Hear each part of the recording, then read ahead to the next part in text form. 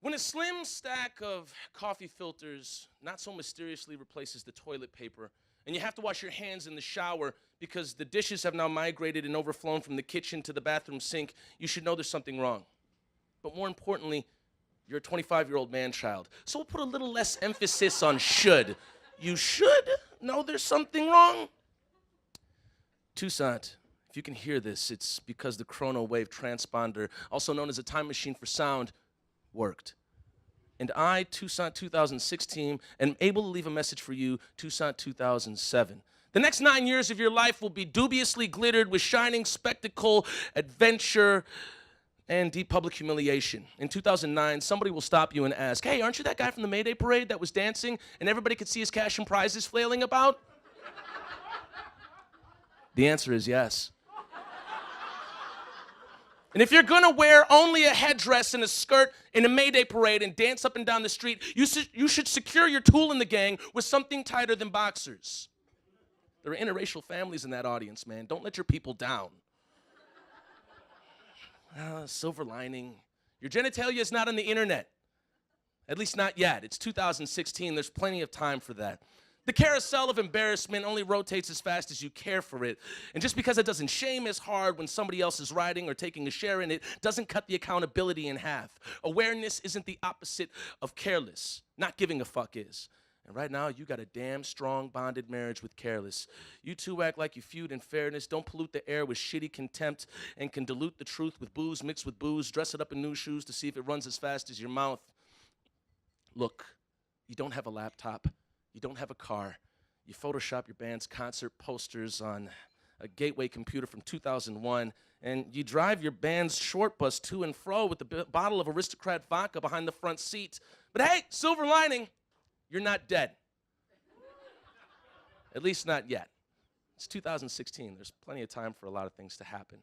Your brazen attempts to tempt the reaper by biking into oncoming traffic, back-talking to cops that can legally murder you, and gushing a love affair with Wisconsin small towns for partying past 4 a.m. And just a side note, the only reason why these people are able to stay up with you until mid-morning howling at the moon is because they're juiced on Adderall and cocaine, all right?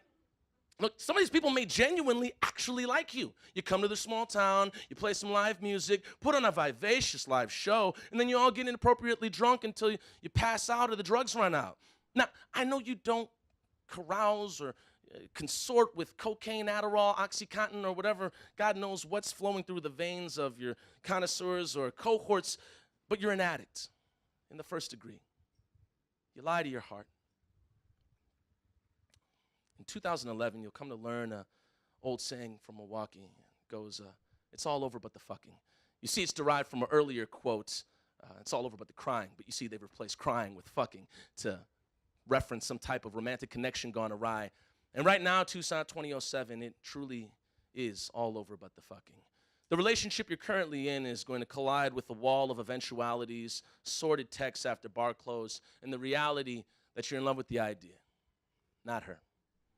And I hate to break it to you, buddy. It ain't gonna be the last time. You're this hopeless romantic extremist throwing your body heart first in everything you do. You need to be careful. You're gonna get yourself hurt. Or better yet, somebody else.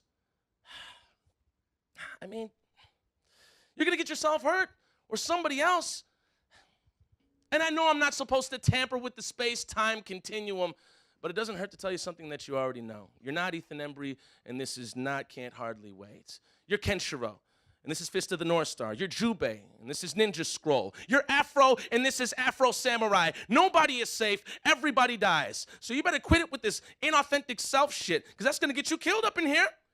In 2015, we witnessed a coke dealer smash a chair into a guy's head just before kicking him in the mouth, and just because he came with that weak sauce. And in 2008, you're going to wake up late for that flight. It's not okay, but it's okay, because Michael will not only forgive you, he's going to forget it. And there's some type of weird, really life-learning lesson there. In 2013, stop spending money in Miami. Just stop it.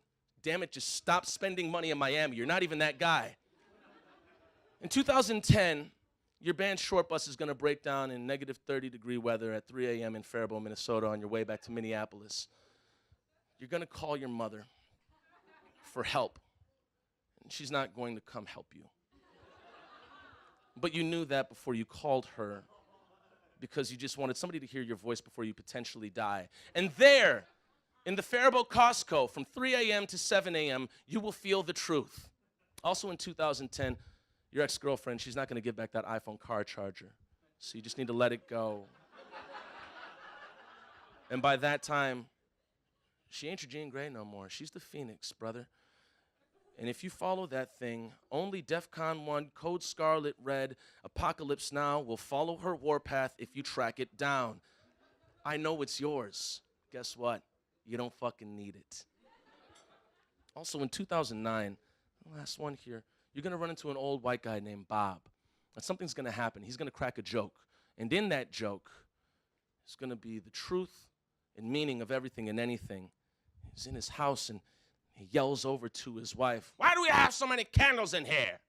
And his wife shouts something back. We don't hear it, and it's not important.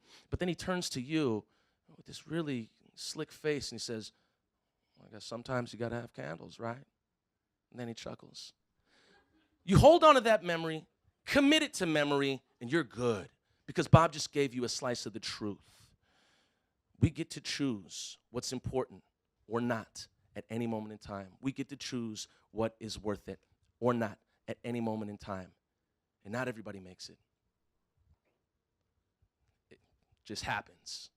And I can't tell you who because it take away from everybody else, but it's bad because they mattered so much to you and you know that you meant the world to them too. Toussaint 2007, if you take anything away from this, just hold your people close. Give them the truth every day. Clean up your god-awful, disgusting apartment. It just smells. Seriously. Has anybody effing told you that?